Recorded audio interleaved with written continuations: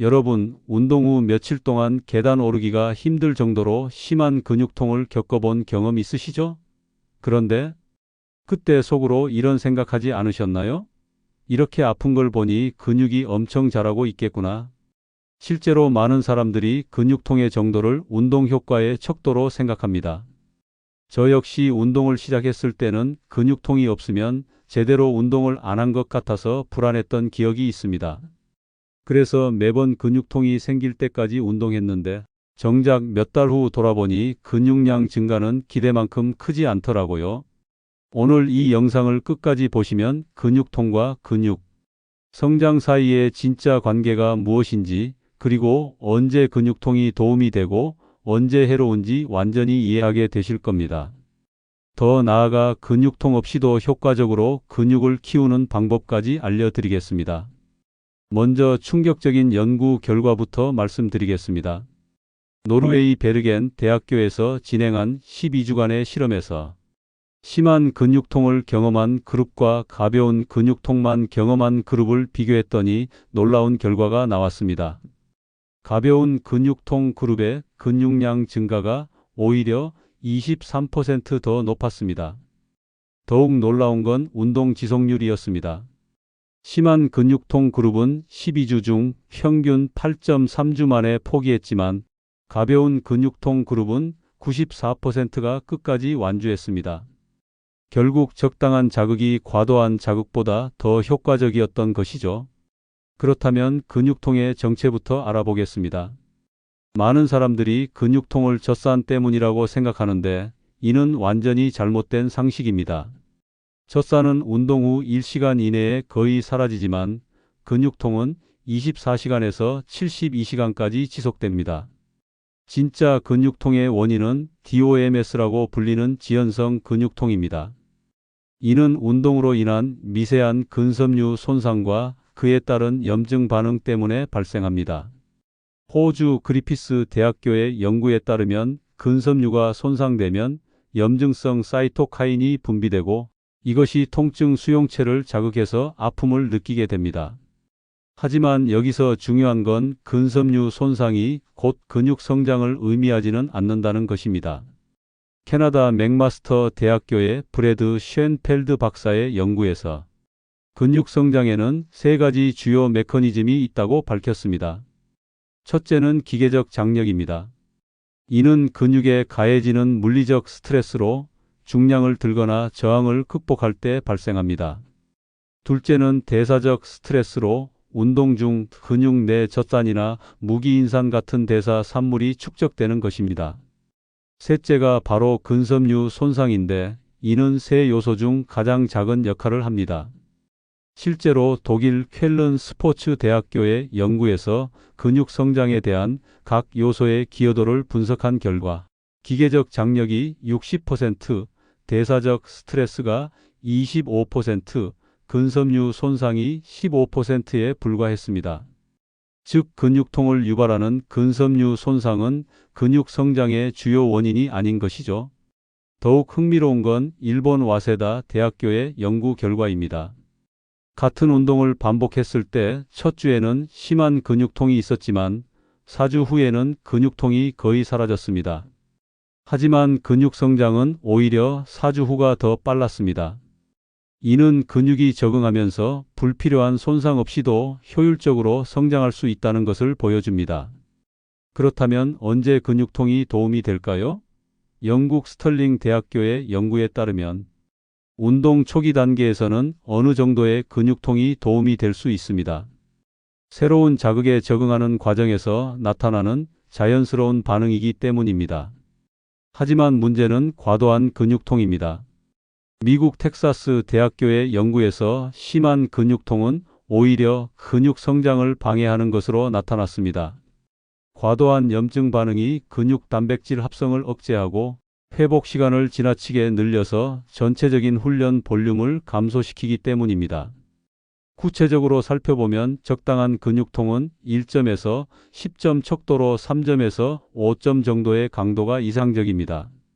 이 정도면 일상생활에는 큰 지장이 없으면서도 운동한 부위를 인지할 수 있는 수준입니다. 반면 7점 이상의 심한 근육통은 오히려 역효과를 낼 수 있습니다. 스웨덴 카롤린스카 연구소의 흥미로운 발견도 있습니다. 근육통의 유무보다 더 중요한 건 주관적 운동 강도였습니다. 운동 중에 적절한 피로감을 느끼며 근육에 집중할 수 있는 상태가 근육 성장에 가장 효과적이었습니다. 그렇다면 근육통 없이도 근육을 효과적으로 키울 수 있을까요? 답은 예스입니다. 네덜란드 마스트리히트 대학교의 연구에서 점진적 과부하를 통해 근육통을 최소화하면서도 지속적인 근육 성장을 달성할 수 있다는 것을 증명했습니다. 핵심은 적응입니다. 처음에는 가벼운 중량으로 시작해서 매주 2.5%에서 5% 정도씩 점진적으로 늘려가는 것입니다. 이렇게 하면 근육이 새로운 자극에 서서히 적응하면서 불필요한 손상 없이도 성장할 수 있습니다. 운동 형태도 중요합니다. 이심성 수축축 중량을 내리는 동작에서 근육통이 더 많이 발생합니다. 프랑스 리옹 대학교의 연구에 따르면 이심성 동작을 천천히 컨트롤하면서 하면 근섬유 손상을 줄이면서도 효과적인 자극을 줄 수 있습니다. 운동 빈도의 조절도 중요합니다. 같은 근육군을 매일 자극하는 것보다 48시간에서 72시간의 회복 시간을 주는 것이 좋습니다. 브라질 상파울루 대학교의 연구에서 적절한 회복 시간을 준 그룹이 매일 운동한 그룹보다 근육량 증가가 31% 더 높았습니다. 영양의 역할도 빼놓을 수 없습니다. 충분한 단백질 섭취는 근섬유 손상을 최소화하면서 근육 합성을 촉진합니다. 미국 스포츠 영양학회의 권장사항에 따르면 운동하는 사람은 체중 1kg당 1.6g에서 2.2g의 단백질을 섭취해야 합니다. 특히 운동 후 30분 이내에 20g에서 25g의 고품질 단백질을 섭취하면 근육, 단백질 합성이 최대화되면서 근육통도 줄일 수 있습니다.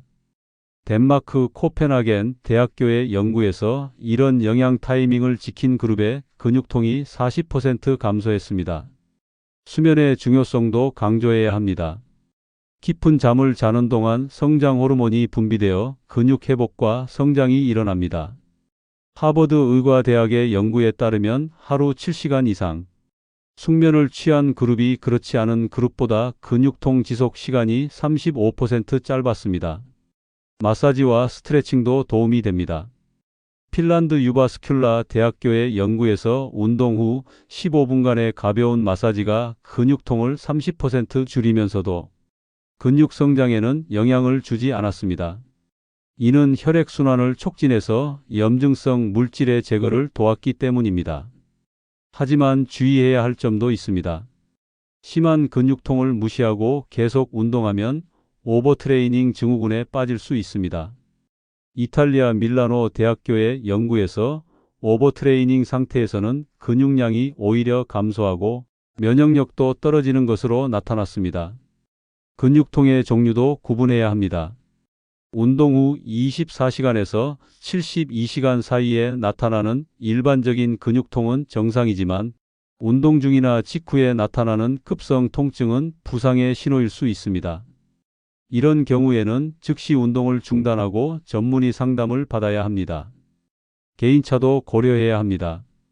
같은 운동을 해도 어떤 사람은 근육통이 심하고 어떤 사람은 거의 느끼지 않습니다.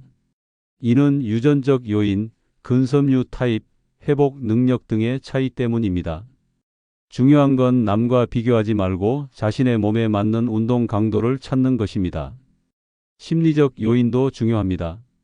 러시아 모스크바 대학교의 연구에서 근육통에 대한 인식이 실제 통증, 강도와 회복 속도에 영향을 미친다는 것을 발견했습니다. 근육통을 성장의 신호로 긍정적으로 받아들이는 사람들이 더 빨리 회복했습니다. 운동 환경도 영향을 미칩니다. 적절한 온도와 습도, 충분한 수분 섭취는 근육통을 줄이는 데 도움이 됩니다. 특히 탈수 상태에서는 근육통이 더 심해지고 오래 지속됩니다. 보충제의 활용도 고려해 볼 수 있습니다. 크레아틴, 베타알라닌, HMB 같은 보충제들이 근육통을 줄이면서 근육 성장을 돕는 것으로 연구되고 있습니다. 하지만 기본적인 영양과 수면, 회복이 우선되어야 합니다. 결국 근육통이 심할수록 근육이 더 커진다는 믿음은 반은 맞고 반은 틀렸다고 할 수 있습니다. 적당한 근육통은 새로운 자극에 대한 자연스러운 반응이지만 과도한 근육통은 오히려 성장을 방해합니다.